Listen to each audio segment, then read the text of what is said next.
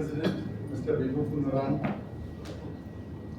invited speaker of the day, Dr. John Chiramel, my good friend, Joint Secretary Anil Verma, past presidents, galaxy of past presidents here, managing committee members, and my dear friends in KMA. Good evening to everyone. Today is the third event after the inauguration of the KMA activities this year, and I must first of all place on records thanks for the support and encouragement you all have been giving us to bring the best speakers to talk in diverse management topics week after week. Your engagement is palpable. I know it's a weekend and everyone is on a weekend mode, but still we are grateful to you all for coming in large numbers.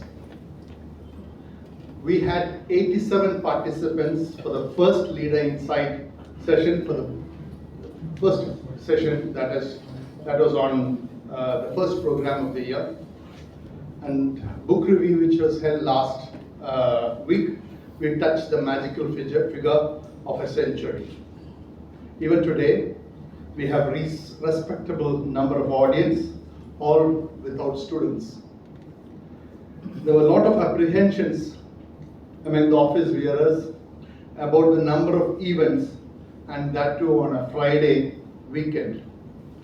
However, there was also encouragements from members to have more programs, and the only request was to have quality programs. On behalf of President Mr. Vibhu, let me assure you all that we will try our best to maintain the highest standard in terms of quality in both speakers and business and management topics. We had a St. Stephen's Press Harvard among alumnus for the first meeting, and today we have XLRI plus Columbia University alumnus with us. We will have Stanford too later during the year. Maybe many of them from Stanford this year will be addressing us. Even with our best efforts, when we have events every week, we may have some good days and some bad days. But I seek your support for continued encouragement in our constant endeavor to give the best possible meetings for all of you. I take this opportunity to welcome all KMA members to this third event of this year and the second LeaderInsight session today. A special welcome to our invited speaker, Dr. John Chiramel, who came despite his personal inconveniences. Welcome, sir. I also welcome all the managing committee members and the past presidents. I can see Shastri sir here, I can see AVK, I can see Nirmala, and several managing committee members. Welcome to all of you. During the first managing committee meeting of the year, one topic that came up for discussion was ethics. So I started searching on the LinkedIn and other contacts list for an apt person to speak on ethics. Like the old saying goes, you search for the person all around the world and find him in your own backyard. Dr. John Chiramel was being introduced in another forum where I was in the audience, and when his profile was read out, I said to myself, this is the man I'm looking for.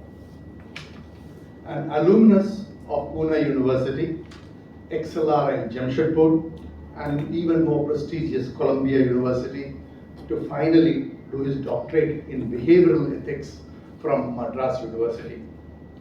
Dr. Chiramel had over 3 decades of corporate experience, out of which 20 years were as CEO and director on the boards of several Indian and foreign multinational companies, including Arvind Mills, MAS Holdings Sri Lanka, and also as a consultant to the World Bank. Last 10 years, he has been a visiting professor at University of Calicut, XLRI Jamshedpur, and also XLRI Delhi, IIM Kozhikode, and IIM Kozhikode's off-campus facility in Cochin, specializing in international business strategy, macroeconomic policy, and business ethics. He will talk to us today on the topic, why do good corporate leaders have unethical faults? I don't know if he is only going to talk about corporate leaders or about all leaders. He has promised to share real life stories of good corporate leaders who had unethical fall. He will speak after the presidential address. In the meanwhile, I must inform you all that for the next week, the meeting will be on Wednesday 26th June, and not on Friday. We will have yet another great speaker. It will be an IIM Ahmedabad alumnus and founder of a homegrown FMCG brand from Kerala, Hey. He will address the first KMA Inspire series session on building an offline brand in today's online world.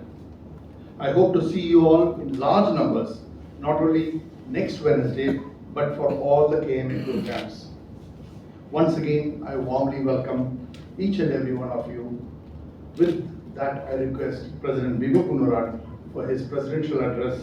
Over to President Vibhu.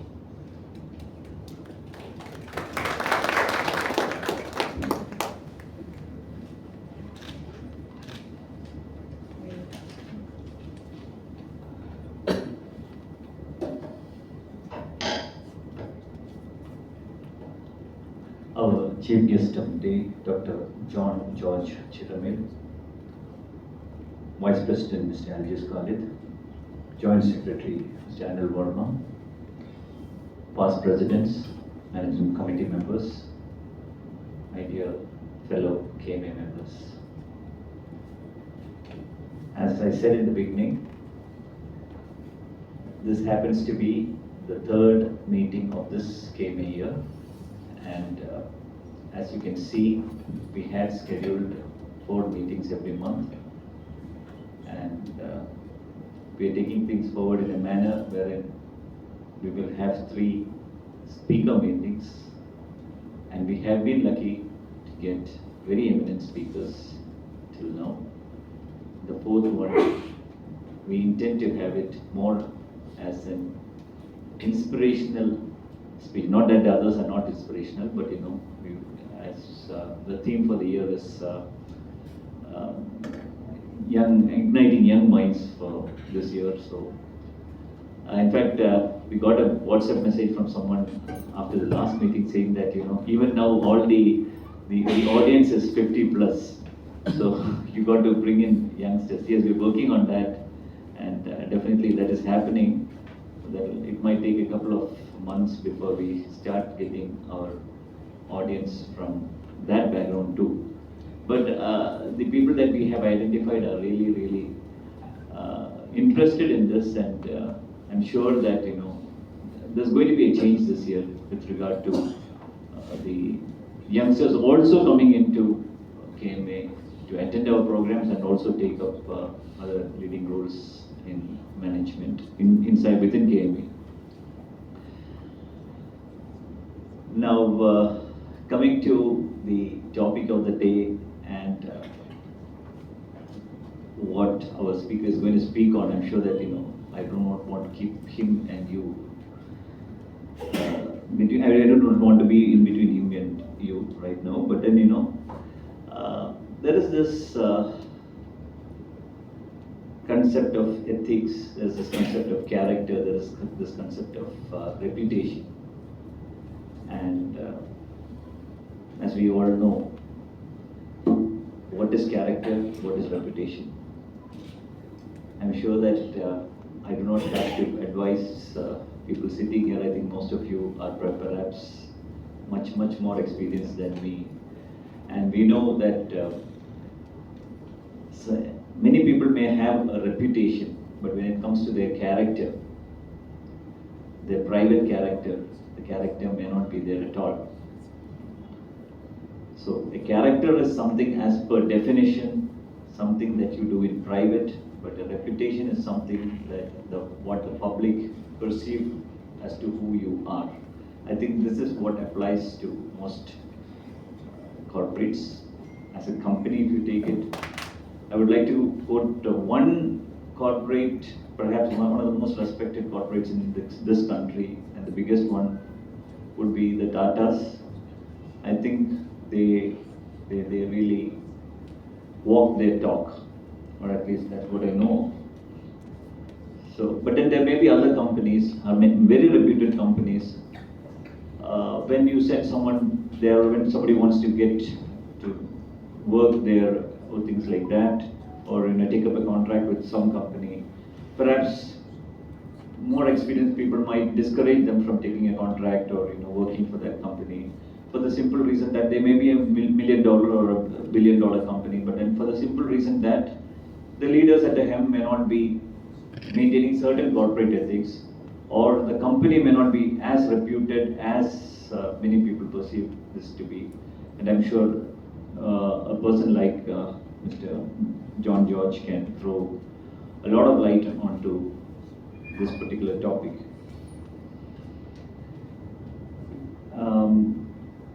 Speaking about this, he will be taking us through this his corporate journey, and he was just telling us in private about not only corporates, even academy or the academia itself per se.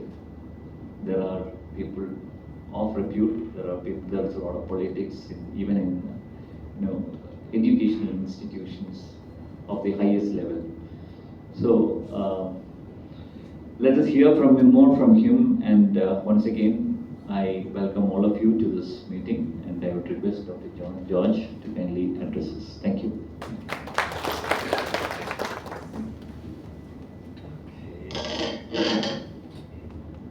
Okay, can you hear me? You can see that as well, right? Yes. So, a very good evening to all members of the KMA. My first, meeting of people from my. No, I'll stand. He's asking me whether it's difficult to stand because I've just come from the hospital yesterday after a small surgery. No. Standing is better for this particular surgery than sitting. Anyway, the president said that, same thing, the vice president said that you were looking for somebody to talk of ethics. I said, wow, that's great. You were really seriously seeking to be ethical. Well, that's nice. And of course, the president also said that, it's all about being character and right and all that. Now, there are lots of things about ethics, okay? So, I'm not going to talk about religious ethics. I'm going to talk about behavioral ethics, okay? Why do good people break bad? Good people like you and me. Can you hear me? Yes. Still hear me? Yes. Okay. So I got production, yes. So it's very easy to think that bad people will do bad things, right? Bad apples always are spoiled, right? But why do good apples do bad things? That's where it's much more interesting, isn't it? Because all of us are well brought up people. Is there a echo? Are you okay? Can you hear me? Yes. Okay. Yes. All right. All of us are brought up very well by our parents and taught so much wonderful things by our teachers, etc., etc. And somewhere down the line, and I'm going to be sticking to the corporate world, since this is Kerala Management Association. Okay, I'm not going to go into the social world, although I would love to go there. But our own world is good enough. Okay, so how come we can fall? That is the question, right? And what makes us do that?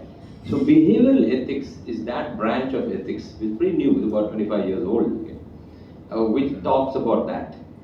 It's not about the normative ethics of right and wrong and good and bad, but why people do unethical things. Okay. So with that, I shall start. I'm aware of the time that has been given to me, so I shall stick to that. Okay. Yes. You know that gentleman, right? Everybody knows him? Yes. Ramalinga Raju. Okay. Ramalinga Raju is just going to enter the prison. The photograph is taken as entering the jail. Now, Ramalinga Raju, of course, everybody knows here, and many of you must be from the IT world, was the man who brought up Satyam computers, right? Satyam scandal. Now, he, again from a very well brought up background, very, very prayerful, temple going person, okay? Now suddenly, he makes the organization the third largest organization in the IT during that time.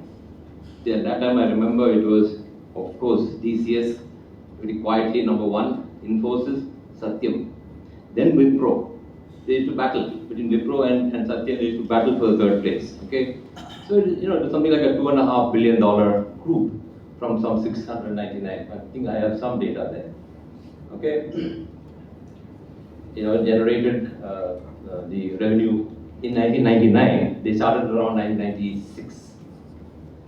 And by 2008, okay, that's about 9 years, the company had grown to $2.1 billion. All right. And the company demonstrated an annual compound growth of 35% over that period. 35% every year, annual compound growth. Okay. And of course, the operating profit averaged 21%. Then the earnings per share, a compound annual growth of 40%. The same period was trading, the price was trading at a trailing EBITDA of 15 times its EBITDA. Okay, earnings before income tax and depreciation and amortization. 15 times. Finally, beginning in January 2003, the share price from 138 rupees had gone up to 526. So, a fantastic, a 300% improvement, which basically means the man was a very successful man. Correct? And he has done wonders for the IT sector. Now that fellow, in 2009, sent a letter to the board saying, sorry, I'm sorry that I've been inflating the asset value of my company, by $1.47 billion. Now when you inflate the asset value of a company, it improves your net worth, right? If you improve your net worth, you can borrow more. And then he says, I'm sorry, I also was downplaying the liabilities. So when you downplay the liabilities and increase the asset values, you have a even better situation, right? And then he says, I've been, we have more than 6,000 fictitious customers, which means revenues which were shown on the books were fictitious, okay? And we have cash balance of some $1.5 billion, which doesn't exist, okay? And we have employees, some 6,000 employees that I have created, he admitted, okay, who don't exist. But salaries were being paid to them every month. Now, why would a guy like him fall so badly? Now, I'm not going to go into that, okay, because I'm sure many of you know that if you read Satyam backwards, it is Metas. You read Satyam backwards, Metas, okay? So he had two companies owned, well, Metas Infrastructure and Metas one more, okay, two companies into which he was pumping cash from Satyam and putting it there. Those companies were owned by the family. So that was enough. Now, you should wonder, why would a person like him at that level of success and from a good family fall like this? Yes or no? So, we'll get to that. So Satyam clearly generated significant corporate growth and shareholder value. So, to answer that question, why behavioral ethics? Okay. Now, why good people break bad? That is what behavioral ethics is all about. Okay, so what is behavioral ethics? This, as I said, is a new branch of ethics. It's about 25, 30 years of age, and it was developed in Harvard by three of those professors: Dolly Chugh, that's her; Max Bazerman, that's him; and Mazrin Banaji, that's her. Now, the two of those ladies are from India. Okay, so a matter of great pride. Now they are from India, but now they are naturalized or whatever, US citizens. But among the three, they developed this concept of bounded ethicality, which means what? They took that concept from Herbert Simon, who won the Nobel Prize for economics, who talked about bounded rationality, which means if you have decided that I will buy a yellow shirt when I go to the mall, I want to buy a yellow shirt, okay? And you go to the mall and you go to Arvind, to Arrow, and that fellow throws shirts at you, okay? Finally you come home having bought a brown shirt. So what happened to your yellow shirt?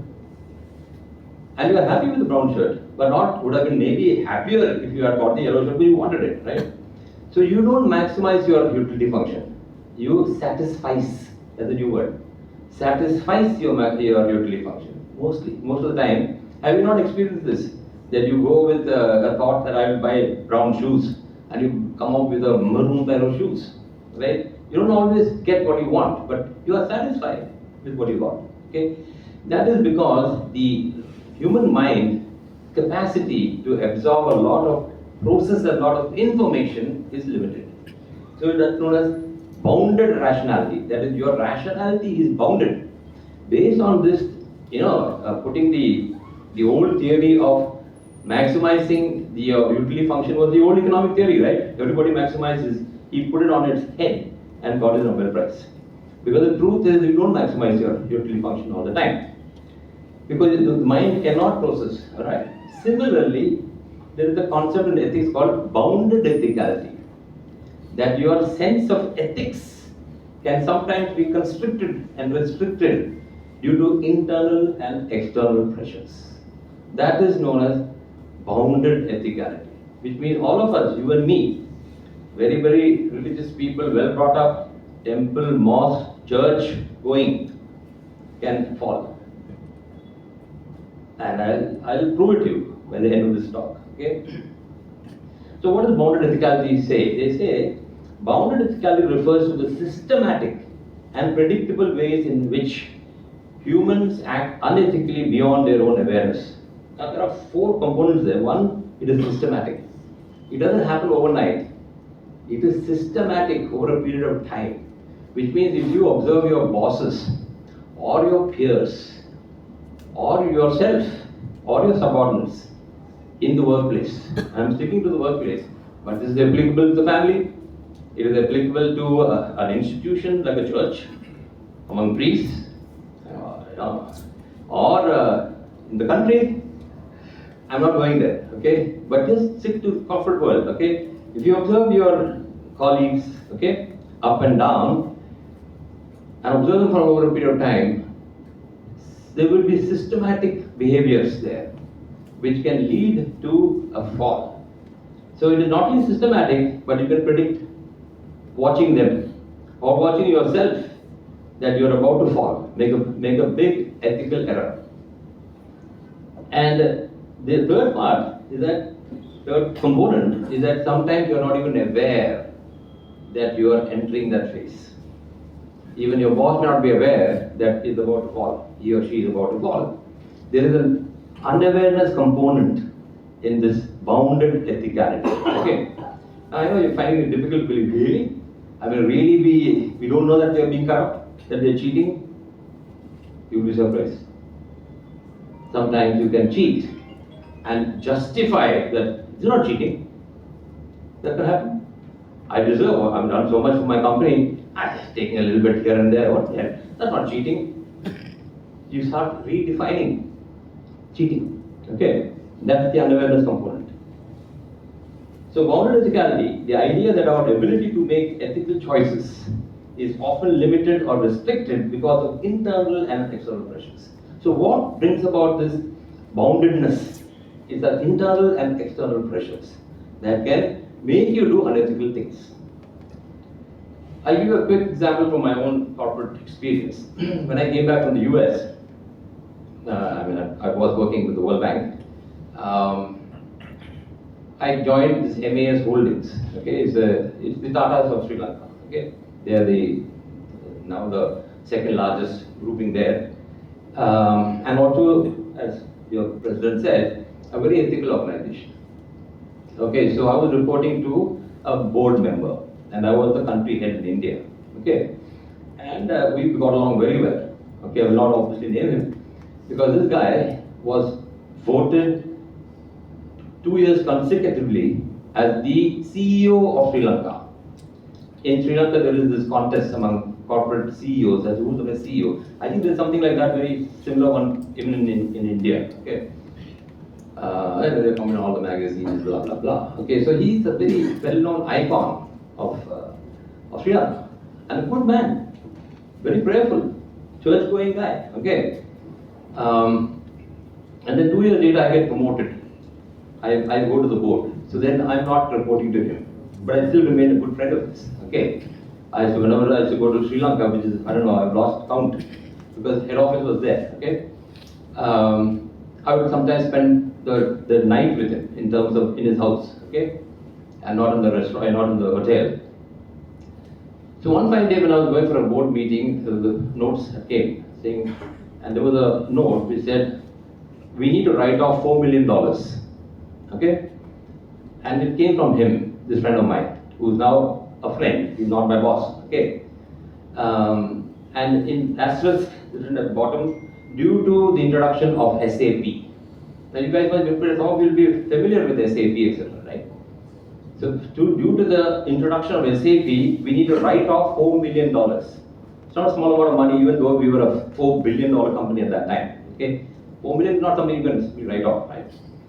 So the guy who introduced SAP to MAS was my finance head. Okay, he was such a bright young boy. He was around 35 at that time. Okay, so he was the guy who globally introduced SAP. So I asked him, hey Rajesh, I mean, he says that write off $4 million due to SAP. Is it possible? It's not at all possible. SAP helps you to find out what is slow moving and what is fast moving. That's the idea of SAP, right? It cannot create. It will only point out. So anyway, I have kept that in my mind, and the board meeting took place, and then he said, sir, the chairman, that we need to write this off due to this, the coding errors that had taken place during the introduction, and therefore $4 million of stocks are now dead stocks. The chairman said that, look, and this guy has been there with the group for about 25 years, and he has brought up the company to that level. He's one of the pillars of MAS. Okay. Then chairman said, can you give me 1 week? Because I'm not a SAP man, I'm not technical, so I don't understand how this has happened. So you give me 1 week. In that 1 week, everything unraveled. The basic truth was that the head of the division, of which he was the head, but the purchase head was a woman. A woman was married, and with whom he was having an affair. Okay? He was also married, not to the woman, separately. Okay? Both of them had kids also, separately. Now the point is, to protect this woman, he found a chance to use SAP. So everything unraveled. He was sacked on the spot the next day. Next day means a week after when it was found. Okay? Now you might ask, why would a person like him, an icon of a country, okay, and of this company, why would he do this? If he had told, the truth in the board meeting, that look, we made some mistakes and we should have written this off and amortized it over the last 4 years, but we didn't do it. For we need not say that I'm having an affair, okay. But the fact is that he could have said that I've made a mistake, so I need to write off. Don't you think the board would have said yes? After all, he has brought in more than $4 million of profits for the company. What makes such a person do this? That is behavioral ethics. Okay? Now, what do you mean by behavior? It will become there. Okay? Let's behavioral ethics, therefore, no, now I'm going to dive in a little into behavioral ethics. Okay? So, what they say is that everybody has a self-view about oneself. And most of us, thank God, have a very good self-view. I am good, I am noble, I am kind, I am intelligent, I am capable, I am generous. And I am worthy of being loved. I am a good father, I am a good mother, etc. These are the self-views that we have. Isn't that true? Generally, there's some self-view, right? We don't say the other. No, I'm bad, I'm lousy, I'm useless, I'm cruel, I am not worthy of being loved. I, in fact, should be killed. If you have that kind of a self-view, what would be the outcome? Surely depression. Yes or no? And many suicide note expresses that kind of a self-view. Many. Most of those people who commit suicide have a very poor self-view. And therefore they commit suicide and go to that level. So it is very important to have a good self-view. Okay? And so it is okay to have a good self-view. It's okay. So what is the problem? The problem is when that self-view is threatened by some criticism. You know, saying that I don't think you're capable. I don't think you are capable of doing that particular job. You may be capable of doing this, but not that. Now, you can handle that kind of criticism in two ways.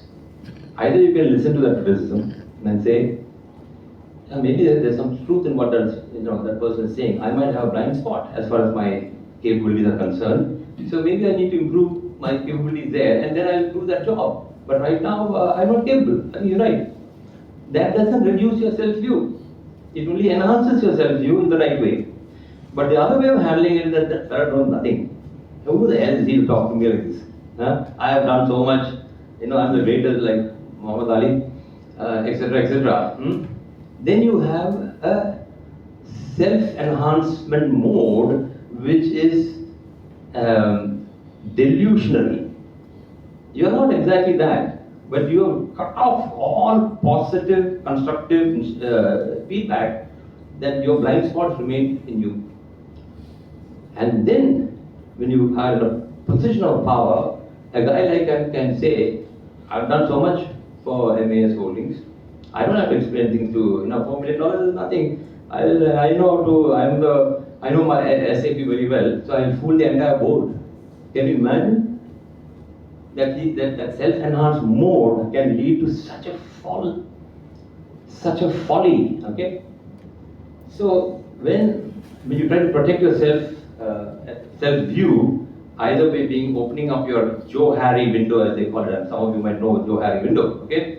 Meaning opening up your blind spot, removing your blind spot, and being open to criticism, positive criticism, you actually increase and improve your self-view. But when you close, you can be in a deluded mood.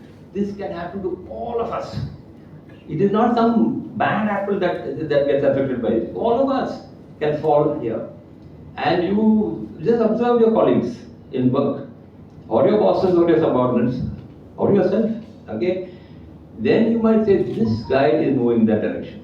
And you can then predict, this fellow will have a fall. This person, meaning he or she, would have a fall. And that is bounded ethicality. So bounded ethicality, there is a predictive value. Okay? Predictive value of the theory of bounded ethicality is self-enhancement mode leads to an unethical fall. When you are bloated, see, you don't have to go too far. All you got to do is just look in our own country. Without naming. You've seen the latest results, right? Self-enhancement mode, arrogance. That's all right. I don't want to get there, okay, but I know what I'm sure you know whom I'm talking about. Okay, that is a simple example, straight example. Okay? And God-fearing, not only God-fearing, I am God. What's that? So now, do you agree with me that good people can also fall? It is just the things that are getting into your head. Okay. So There are these internal and external pressures. What are these internal pressures? Quickly, I know I'm giving an eye. What is known as model licensing. One of the terminologies that we can use now. You see, many of us, when we start our corporate careers, we get these allowances, right? Tour allowance, car allowance, daily taxi allowance. Or you are allowed to stay in a 5-star hotel, and then you see nice ashtrays, okay? I have already paid one ashtray, okay? And so you take your ashtray. Now, so you collect a lot of ashtrays. One fine day, it's happened to me, I have to confess. I invited my boss for dinner, and he saw this lots of ashtrays. So, John, you have a good collection of ashtrays. That was the last time I ever took an ashtray. But I'm saying it is possible because you have this ethical fading process there. Okay, your ethics that have been taught to you by your parents, your teachers, your priests and nuns and whoever can fade over time, right? Because it's okay. What's the big deal, right? That is your license. You begin to license your morality. Okay. Then there are people who compare. You can compare yourself upward, saying you can look to somebody and say, "Oh, what a fantastic guy! I mean, he's doing so well. I mean, why am I not doing that well? What is he got that I won't have?" And then it can lead to envy. I will fix this fellow. I will fix this guy, and can lead to sabotaging. This can happen in our companies to which you belong, right? That's one way of looking up. The other way is look down, saying, "What do you know? You know nothing. I am the best. What can you teach me? Nothing." Then what happens? It leads to complacency. Then your progress is blocked because you are not going to learn. Your learning has stopped. The minute you have that kind of an attitude that nobody can teach me anything, then you will teach nothing. You will teach yourself nothing. You will learn nothing. So these are some of the reasons why internal and external pressures can lead to an unethical fall. Then there is this moral hypocrisy. That is the case of free freighting. That many of us go on leave and you are given an LTA, right? And now you are allowed maybe a flight or a first class, second class AC, and also you are allowed to carry some freight in case you are getting transferred. So the vendor will come and say, "I'll give you a bill, don't worry. I'll give it free for you, but don't give you a bill, you have to produce a bill, no?" And so you think, "Look, I'm entitled to this anyway, right? I'm not spending any money, but the vendor spent the money. And so it's okay. It's okay, because I'm entitled to it, right?" Now the point is, there is no free lunch in life. The vendor will take back his money in some way or the other, yes or no? So this is how good people can break that. Good people like us. You remember this girl? Not girl, lady, sorry. Chandra Ghosh. Everybody seems to know good. I'm glad. Yes. Now look at her. What would have caused her to sit in that board meeting which decided to give that loan to Videocon, Mr. Dooth? If she had recused herself from that board meeting, nobody could have touched her. You know why? Because the decision to give a loan of 3,250 crores to the Videocon group was fully vetted by the system of ICICI, okay, and came for the final tick by the board. She felt, "Well, I have done so much for ICICI, after Mr. Kamath, if I'm not mistaken. And she's an icon. I mean, Chandra Ghosh, everybody knows, by looking at her, you know who she is. She had become an icon, international icon. She was on the Time magazine. 50 most strong women, powerful women, blah, blah, blah. Now, I don't want to go into the scandal, because the scandal is very clear that there was a quid pro quo between Dooth and her husband. Well, on the very day that the loan of 3,250 crores, nothing is less than crores, okay, was given, 350 crores was given by Dooth to her husband. And who was the whistleblower? One Malayali. Who was the whistleblower in Satyam?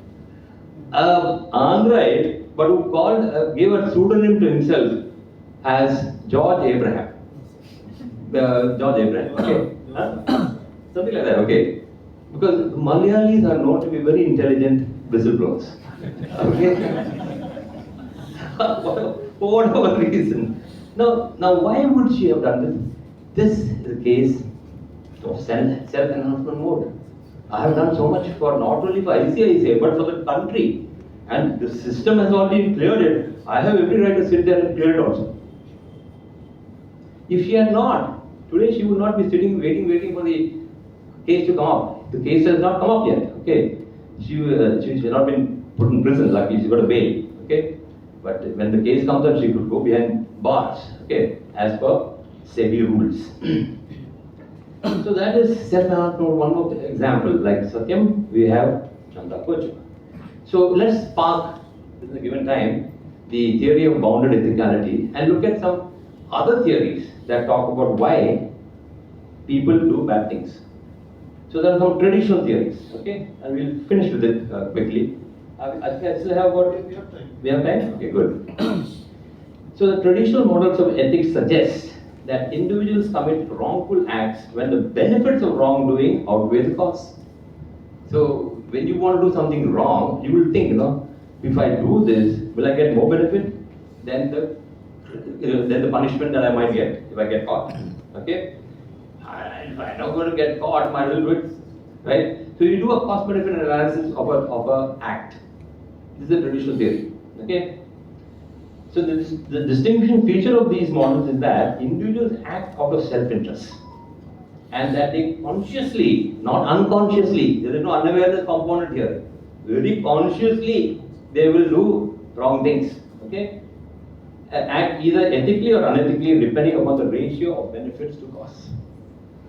And of course, you know John Nash, right? You've all heard of John Nash, and you've heard of the prisoner's dilemma, right? And you the Nash equilibrium. Nash equilibrium simply is that there are two of you, let's say either individuals or corporates, and if you believe the other guy is going to cheat, then you better cheat.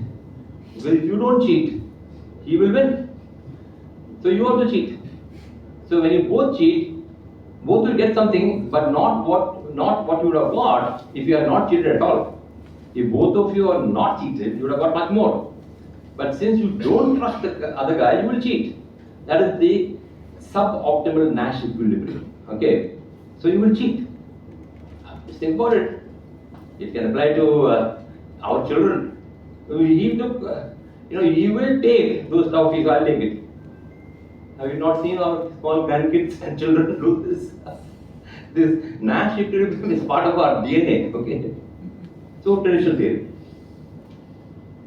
So if there are no external costs to cheating, like the loss of increment or dismissal, one would expect people to cheat to the maximum. So if you're not going to get caught when you are cheating, then you would cheat, no? Completely, you cheat to the maximum. Is that true? Will you cheat? Even if you're not going to get caught, will you cheat? When the option is there, or opportunity is there to cheat and make good money, and you will not get caught, guaranteed you will not get caught, will you cheat? Yes. Will you cheat? How many? So many of you saying yes. Of course you will. Why not, right? But I can see from your faces that many of you say, I still will not cheat. Right? Why? Because people cheat only to the extent that they can justify their actions to themselves, allowing them to maintain their self-image as a good person. You will not go to that point where you feel, what have I done? I'm such a crap piece of shit. That you will never do. But to the extent that is not affected, you can cheat. You will cheat, you might cheat. If you are sure you will not get caught. These are the issues, okay? These are all traditional theories, okay? You remember this guy? Who's the guy? McKinsey. Who? McKinsey guy. Sharma. Correct. Rajat. Rajat Gupta. You know who this guy is, right? Rajat Gupta. I mean, Rajat Gupta was IIT Delhi, correct? IIT Delhi and Harvard or Stanford, one of those, okay? Harvard. Harvard, yes, Harvard, okay?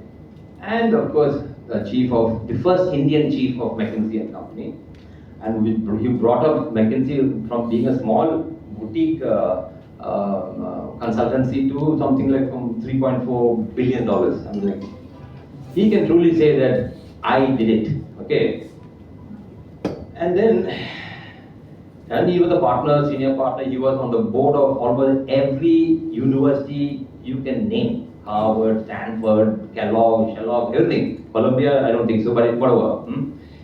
And he was instrumental. He was the founder of ISP Hyderabad. Okay, along with his friend Anil Kumar, his colleague. I mean, again, an icon, right? Now, he befriends a guy by the name of Rajaratnam.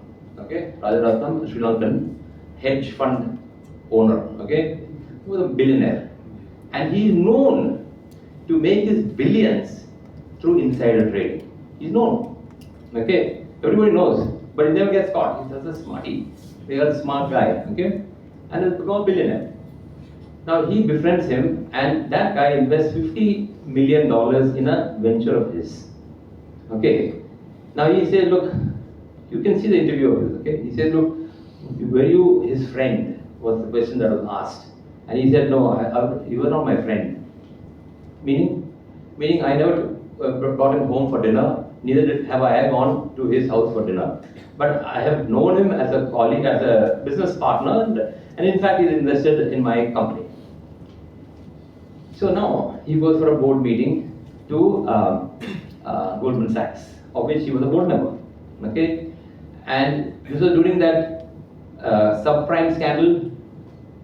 You know that scandal, the horror story starting from 2006 to 2014. Okay, when banks began to lend to subprime customers, and the whole thing collapsed, and many countries suffered from it. During that time, the second most Warren Buffett was supposed to invest in Goldman Sachs. Okay, during that period when Goldman Sachs really needed money, because many of them were shaky, and Goldman Sachs should have gone down before Lehman Brothers went down. Okay, there's a Jewish angle to this whole thing that I don't want to get into. Okay, whatever. But so in that board meeting, he was there to discuss whether they should take the loan or not from Warren Buffett. Then he comes out of the meeting. As he comes out, he calls Rajaratnam. And Rajaratnam asked me only one question. Was this decision discussed in the board meeting? And all he said was, yes. Our man immediately buys up shares of Goldman Sachs, some $100 million worth of shares, which became some $300 million thereafter when the news came that Warren Buffett was about to invest. So this is classic insider trading, right? You're not supposed to open his mouth and give all the decisions of the board, right? And which has been, he was caught and he was put in prison for 2 years, okay? And with a fine, blah, blah. Now again, why would a guy like him, do something? Has he lacked money? He was on the board, he would have Learjet for himself, okay? So why did he need that? One of the reasons why apparently is that he felt that the money that he could have earned, he was not getting. He was only getting the money of a McKinsey partner. McKinsey partner will get some, in a year he'll get some 10 lakhs or 10 million, sorry, okay? But he is worth of getting, with the contact here, $100 million. So that changed his mind. That I have done so much for McKinsey, but I'm not getting paid. Okay? So you can have an unethical fall because you feel disgruntled. You don't feel that you have been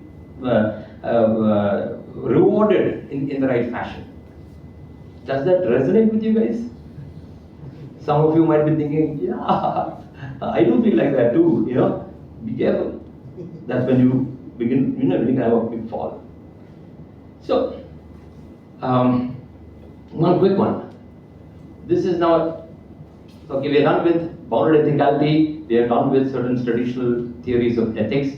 There's also one very huge thing called social categorization, which is in-group versus out-group. Marketing versus finance. HR versus operations. HR. Does that attitude does it resonate? Huh?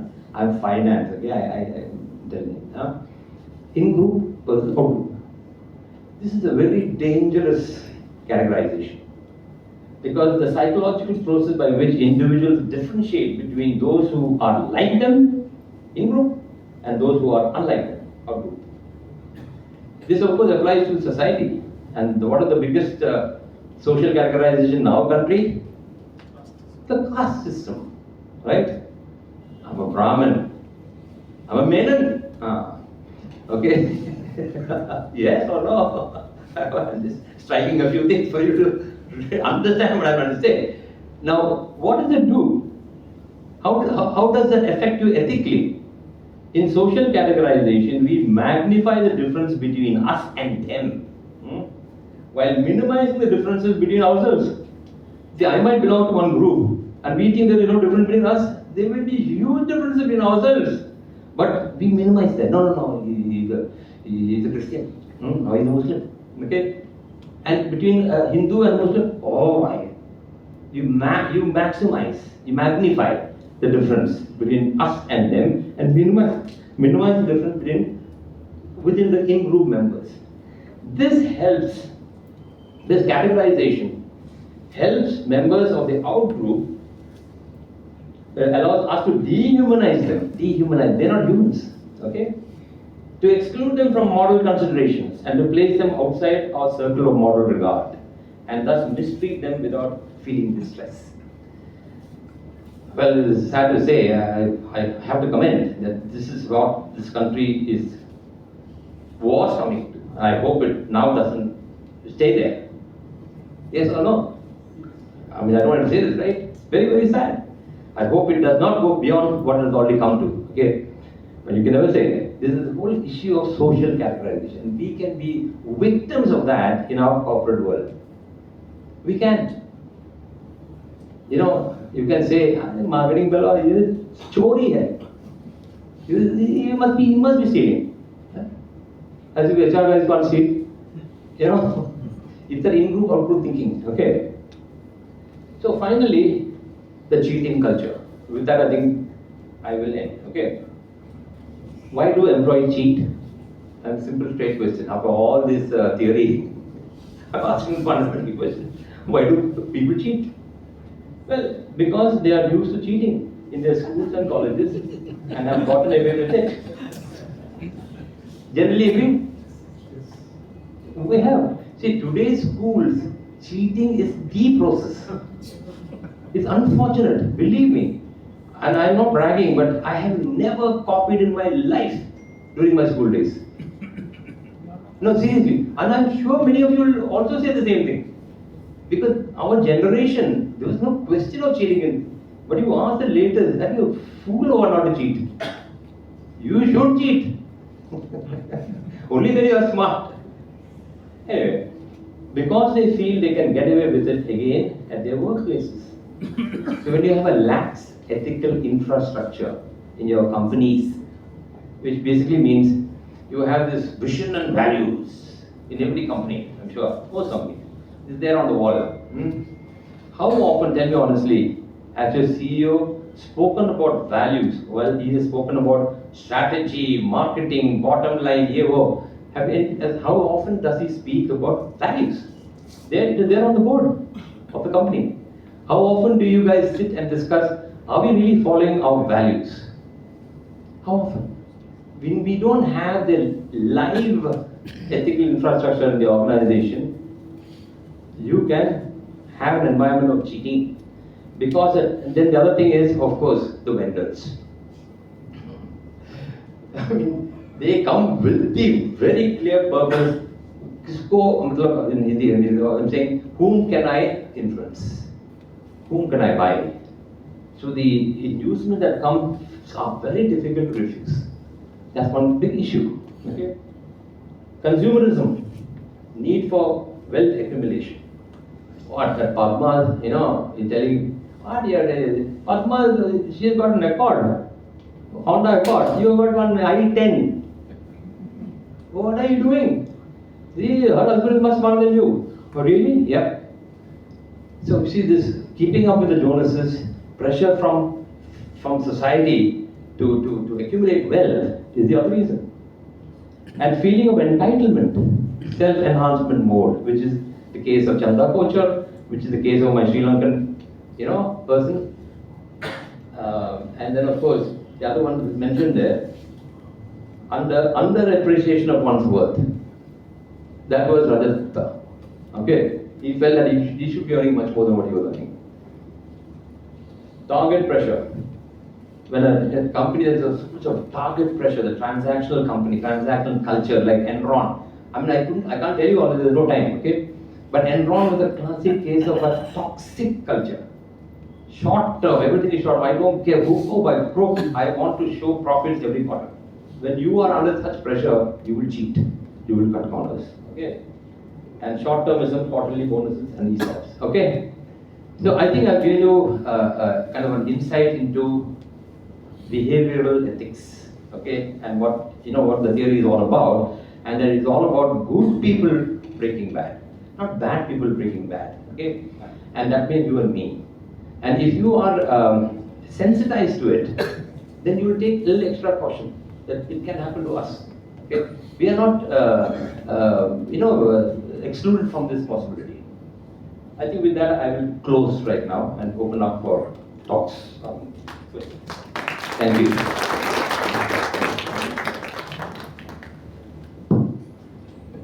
Thank you very much, Dr. John. Now the floor is open for questions. I'm sure that many of you would want to ask a few questions to him. And floor is open, please. Is a long tenure with the same organization can lead to unethical behavior? It's not. Okay. You heard me, no? You heard I heard you. No, it's not automatic. Certainly not. It is not the long tenure. It is what is happening in the company during that tenure that can lead. Okay. I know what you're saying is that, and I've been there for so long. I know the ins and outs of this company, and maybe I have not been awarded and rewarded enough. Okay. I should have jumped and got a better salary or package, etc. All that can affect you. But if the organization, is an ethical organization with an ethical infrastructure, where the HR is alive to grievances, who are alive to the need for people's growth, for employee engagement, all those things, if the company has that kind of culture, then the length of your tenure is not the reason, but the nature of the company and its culture. Okay. Dr. Chiramel, in your conversation, you had brought in relationship between religion and ethical behavior in the corporate. At a time when God is vulnerable to corruption, what was the reason for your experience in that connection? When you say God himself was vulnerable to corruption. That's what we all believe, because we pay more to get more from religious donations or whatever. And I believe that God is very greedy and corrupt. Very interesting, very difficult to answer also, but I'll make an attempt. You see, the thing is, God, in my opinion, does nothing without the channel of humanity. He just doesn't come, except the case of Paul, whom he knocked down, okay? Everyone, there's a channel. Like doctors, there are doctors here or lawyers here. They are the handmaids of God. When an operation is being done, because I've just undergone one, I completely depend on the doctor, right? So, if you're doing a good job, you can thank you, dear God, because this guy is done. There's always a handmaid, there's always a human hand. It's what is known as divine human endeavor. remember this phrase. I've learned this many years ago from a priest, that is never divine. It is divine human endeavor that you see. So, if you find these priests and you've got to make all the whatever statements you make, they are not God, they are humans. Just because you got a cassock or a basmam or one topi, doesn't make you God. Yes or no? Don't you agree? You think that just because you are wearing a cassock, you are pious? I have my great reservations about that. But there are pious priests, there are pious pandits, there are pious Maulanas. There are. So it is not God. God is perfect. We are the problem. In my opinion. That's my opinion. Okay. Yes, still good afternoon. And actually a one-side contract, Uh-huh. not a both-side contract. Like God, only one-side contract. So other side doesn't ask or doesn't agree to that. Which is the other side? Other side is a God. He doesn't agree. See, he doesn't say anything. Correct. There is an agreement. Uh-huh. He says, I will pay, I will come, I will do fasting, I will pay this much, if you get that. Yes. That's God, like, yes, I will give you this, I will take this. See, only in the Moses case there was an agreement. Yes. But other cases there is no agreement. Yes, I correct. don't want to. In all the scriptures, there are these, there are these commandments, okay, which is attributed to God. And if you do it, is well and good. But He's a forgiving God. That aspect is being forgotten. We will not get into this. This is a huge area, okay? Yes, good evening. Myself, I am Bhagyesh, advocate. And still, I am there, God. God fearing, and when I am thinking, I am as a God. So this statement, I think you pointed out, and I have a doubt here. When I am thinking, I am the God, or otherwise I have a God fearing. So which one is better in the sense somebody is asking? I think both have a negative side and a positive side. I don't know whether you agree with or not. Most of the people, I think, people think, when I'm saying that I am making a statement, I am the God. So people may laugh. But I heard that energy is everywhere.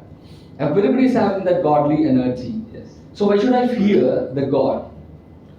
So the fear creates sometimes negative, sometimes positive. So this statement, I need some explanation from our side. For sure. Now, there are two things that you said. God-fearing and I am God. Yeah. So God-fearing, in fact, most scriptures says, the fear of God is the beginning of wisdom. So God-fearing is good.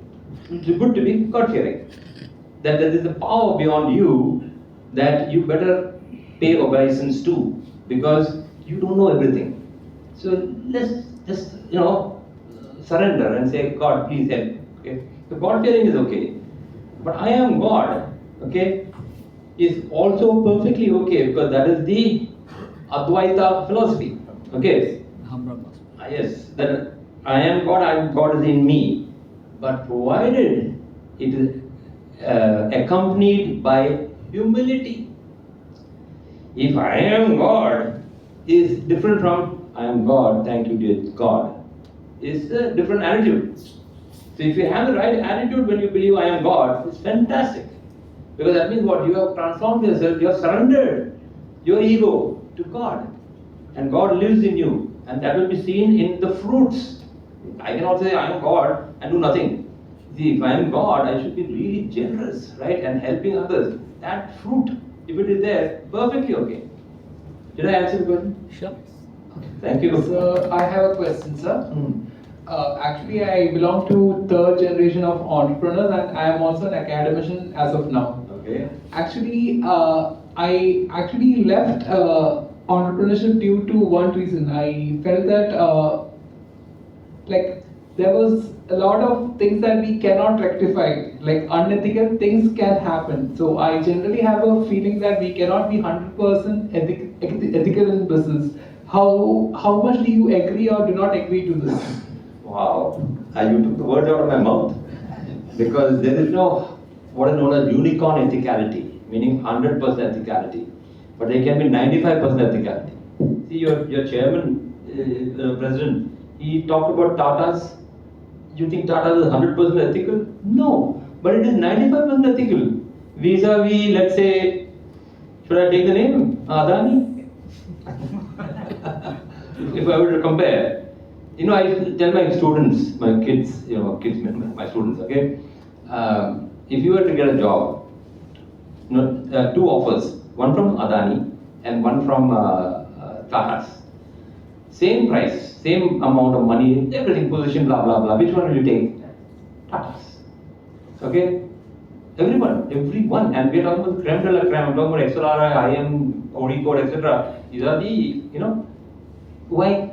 Because they have created a reputation of ethicality, and therefore ethics pays. To be ethical pays, because you get good quality people, maybe even 10% lesser price because of your ethicality. Okay, so you are right that there is no 100% ethicality, and it's tough.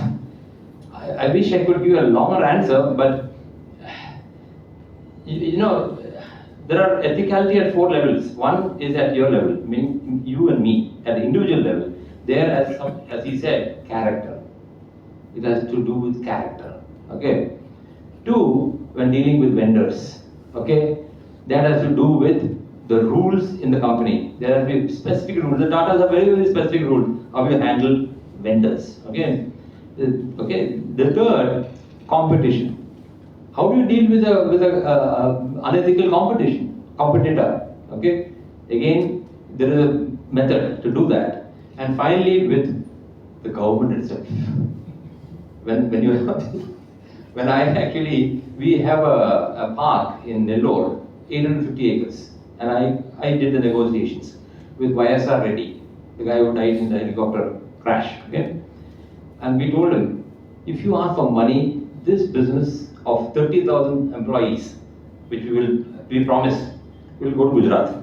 Because at that time Modi was waiting, and MA, by the way, is a Gujarati original company. Okay.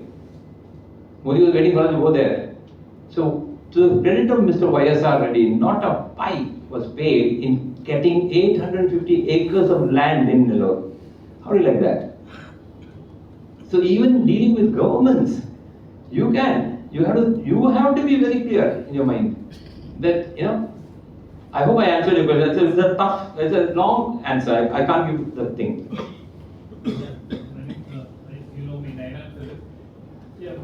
Talking about the ethicality of Tata, what's your take on Ratan Tata not going to the funeral of his chairman?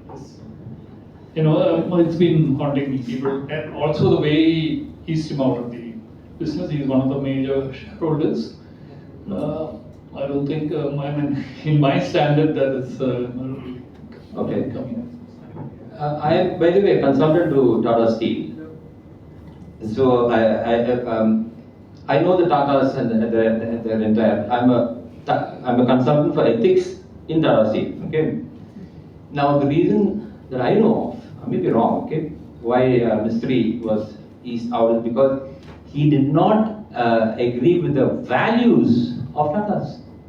He said, "Why are you keeping this company which is making losses? This doesn't make any business sense." But for the Tatas, it has nothing to do with business sense. It has to do with the history of the relationship with that company and what the company does for the other stakeholders. It's not always the bottom line, it's not always the shareholders. So many such cases came up, and finally he had to be eased out. And in the easing out, of course, it became a rancorous, cantankerous, nasty legal case. You know that, no? They went to court, no? Now, why didn't he go for the funeral? That is, of course, a very personal thing. I mean, frankly, if I were Ratan Tata, I would have gone to the funeral. I would have gone. Yes, but then maybe he want to put on a show. His honest thing is, I know this man, but I would, that is something very, very personal. I will have to comment on that. Yes. Dr. Chiramel, it was a fantastic session. I'm sure all of us have walked from our classrooms to till now. And a wonderful round of applause for you for that. Please, he really is a much better one. Now, my question is, what is that line, that point where we get to know ourselves that, yeah, I'm actually crossing that ethicality, or You know, I mean, of course, if it can happen to all those guys, it can always happen to us. So as far as you are concerned, what is that point where you feel that, yeah, we should have a cross check? Now, of course, all of us have a moral compass in us. All of us. It's brought from childhood. The compass, is asked to be pointing straight north. But it can deviate sometimes, okay? But all of us have a compass. That the sensitivity of that compass can be retained and maintained by these kind of interactions. Either with a therapist, the therapy and counseling is not a bad word anymore, okay? In my grandfather's day, if you go to a therapist, you are considered mad. I had an uncle, poor fellow, who got an electric shock twice because he was depressed. There was no concept of therapy there. Oh, I forgot my path, I'm fine now. He also got married and, it's very sad. So there are many ways to keep your compass straight. It requires constant inputs. It is not something that you can take it for granted. It can get affected. You saw the internal, external pressures that can affect you, right? So if you are fortunate that you're in a company that has a good ethical infrastructure, like the Tatas, they have a lady there who is the chief of ethics, who reports only Narendran. I'm talking about Tata Steel, okay? She reports only to him. That's the kind of power or the kind of importance given to ethics in the Tata group. So if you belong to that kind of group, well and good. It also depends on you to set an example. Now you might ask, I'm a junior person. If I set an example, I'll be thrown out. It is better to be thrown out than to lose your reputation. Because one day, as a good quality person that you are, you will make it. Because no good person can be kept down for long. He or she will make it. At that time, if you suddenly want to become ethical, nobody will believe you. You need to create a reputation of being ethical from now. Okay, and that may cost you some money, some time. I'm not money, some peace. Okay. Yeah. Thank you, sir. It was really wonderful. Thank you so much. My doubt is, in any role, any religion, there will be some commandments to follow. According to you, do you have any checklist where we are ethical? What are some commandments we should follow in our daily life? I think after so much of time, I am thinking about ethics because it's not hate so much. But today I think I should think about a checklist also to follow. No, I think one of the things I can do, through your, president and vice president, is maybe give you some of those, not commandments, but at least some of those interesting insights which you can read. Okay, you can publish it. I mean, I can set that. Because being a professor, I have plenty of it. I mean, I specialize in this as well. Yeah.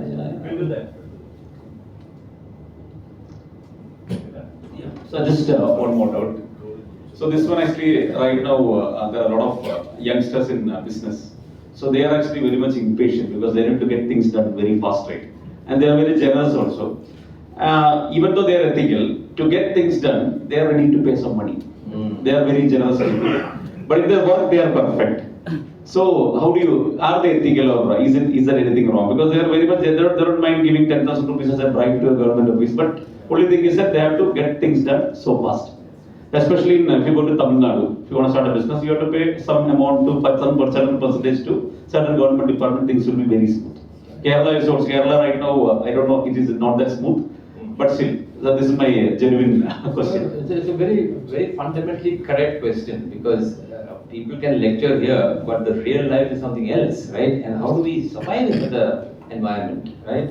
So this question was asked of Mr. Narendran of Tata Steel in XLRI, not by me, by one of the students. So what he said, and I'm not satisfied with his answer, but his answer was, look, this is a world which is not exactly pure and perfect. And we live in that world, okay? We need to know how to navigate through that world, okay? But what we do is when we navigate, we make that transparent. So we have a rule in our company that so much can be given to this. if I've given, lobbying, like that the Tatas have lobbied, Naira Radia case, right? Ratan Tata himself was caught talking to Radia, okay? So they have a system by which if anybody wants to check, yes, we have given so much of money to the Congress party, to this party, that party, etc. When it comes to vendors, because vendors are the guys who really poison you, right? They are crystal clear. No way. No. They're crystal clear. And invariably they'll find other vendors. Of course, they're also helped by the fact that they are a well-known brand. Now, in your case, if your company is small or you're a startup on your own, you have a tough time in a world, especially where we are, I think, 138th in the corruption index. We talk about superpower coming up, we're going to become superpower. Superpower? What superpower? When your, per capita income is 138th in the world, okay? Anyway, I'll come to that. That's a separate thing. What I'm trying to say is, it's a little difficult to have 100% ethicality. 95% is good enough. It's really good. Try to be. 95, we standardize for that. Yes. That'll be the last one. Okay. Professor, first of all, as everybody mentioned, thank you so much for such a fantastic session. And also, as a frustrated professional on values and culture, I want to thank the KMA for arranging session. This is the first time I'm seeing a session on this topic in the whole state of Kerala. So, as somebody who have tried a lot, looked at so many places, approached almost all the B schools in the country.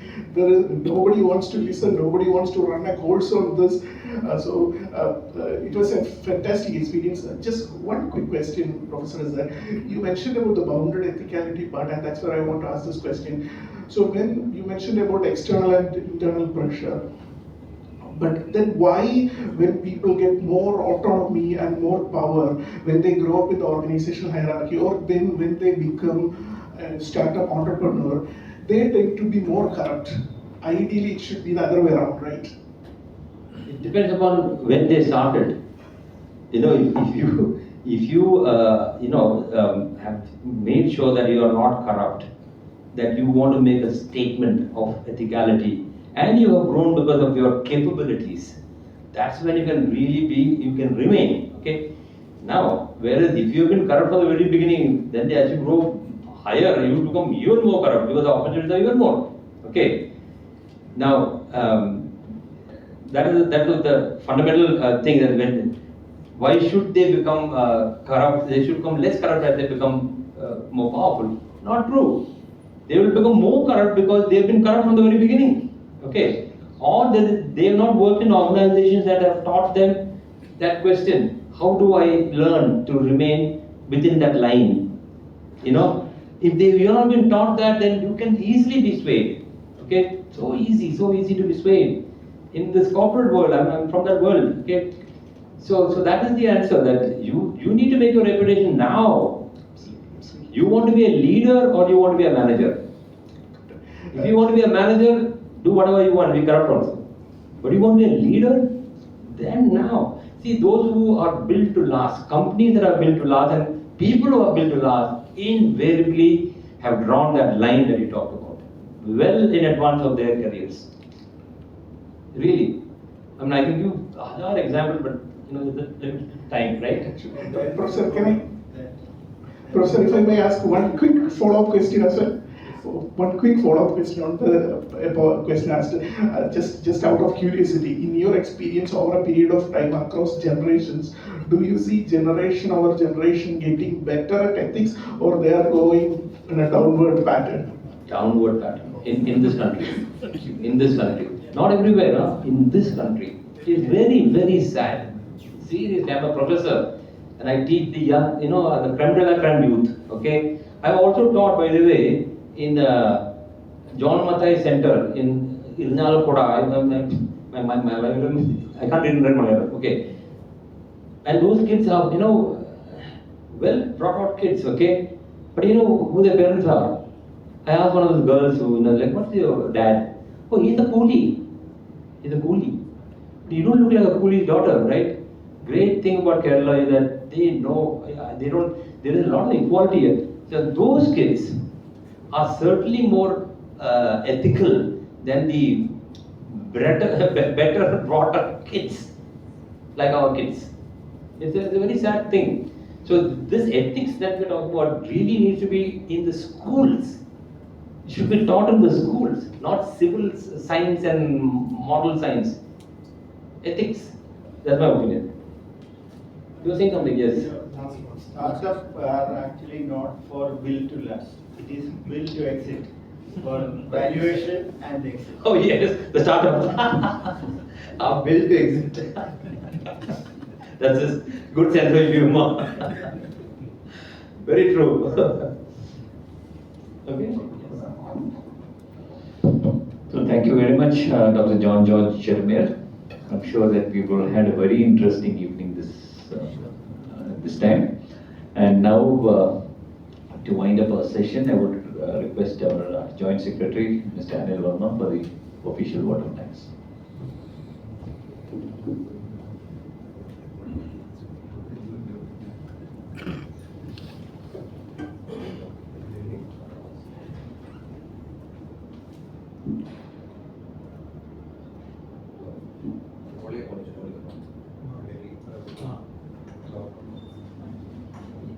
I think I can speak. Okay. Good evening. Like everyone said, it's very interesting, and I think we need you more here to draw the lines, to understand and to draw the lines, because I think everyone is very curious about that. Because how the things are differentiated and how it should be differentiated. I think we'll have more sessions on this. I think you all agree with me, I think. And definitely it was very insightful, and we all talk about ethics and a lot of things, but I don't know where we draw the lines. I mean, that's a call each one of us has to take. And it was a wonderful talk, and I really thank Dr. Professor John George Chiramel for coming to KMA and talking to us on this. Thank you so much. And I request our President to hand over the memento as our love to you.